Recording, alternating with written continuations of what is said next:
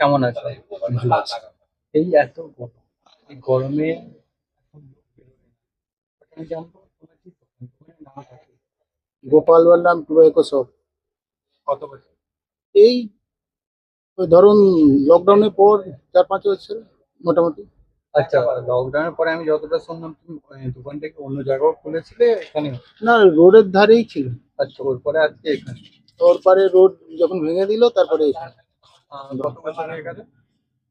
কি এই তো এইটা নেওয়ার ওই মোটামুটি ধরুন না, এই 15-16 মাস হয়ে গেছে এটা নেওয়ার ভাড়া। তো কেমন রেসপন্স আসছে মানে রেসপন্স মানে যে রোডে বিক্রি হতো তা এখানে হচ্ছে না, মোটামুটি ধরুন যা হোক করে এখানে চলছে। আচ্ছা, এখন তো সরকার রাস্তার সামনে অনেক দোকান ভেঙে দিচ্ছে and ওটার পরে কি মনে হচ্ছে যে অনেকটা সরকার এটা করছে, এটা কি ভালো কি খারাপ তোমার কি মনে হয়? সরকারের প্রয়োজন পড়েছে তো ওর জায়গাও তো নিতে পারবে। হুম।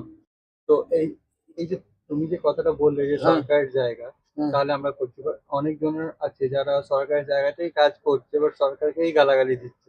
এই এটা তো আপনার জিনিস থাকলে আপনি তো ধরুন যে কোনো মুহূর্তে প্রয়োজন পড়লে তখন আপনি নিতে পারেন। হুম। আপনার জায়গা আপনি প্রয়োজন পড়লে তো আপনি নিতে পারেন। আর ও যে যার যেটা আছে করে খেয়ে আর চলে যাচ্ছে, তার কোনো কিছু বলা যাবে না তো। আচ্ছা, তো দাদা আমি একটা দুটো কোশ্চেন করবো। হুম, এই যে গরমে লোক তো বেরোচ্ছে, খুব কম বেরোয়, হ্যাঁ, বিকেলেই বেরোয়। তো এই যে তোমার দোকানে আমি দেখলাম তুমি ম্যাক্সিমাম খাই খৈনি রাখছো, জি। আর অনেকজন যারা সিগারেট খৈনি সব কিছুই রাখে। তো তুমি জানতে চাইবো কেন সিগারেট রাখো না কেন? দাদা আমার এটা খৈনি হাতের কাজ, আর খৈনির সাথে যদি আমি তাকে ধরবো হুম। খৈনিটা, হুম। এই সিগারেটটা বার করবো, সেটা তো এমনি টাইম হয়ে যাবে, লাল হয়ে যাবে। আচ্ছা। খৈনি হাতে তো লাল হয়ে যাবে, তার আচ্ছা, জন্য খৈনি কি করে তৈরি একটু বলবে? খৈনি চাষ হয়। আচ্ছা। তো দাদা এখন যদি এই সরকার আসার পরে তোমার কি মনে হচ্ছে, মানে যারা কাজ করছে ওদের জন্য ঠিকঠাক হবে না ভালো হবে? যে কাজ করছে করবেই, না করলে খাবে কি করে? একদম। তো যারা তোমার দোকানে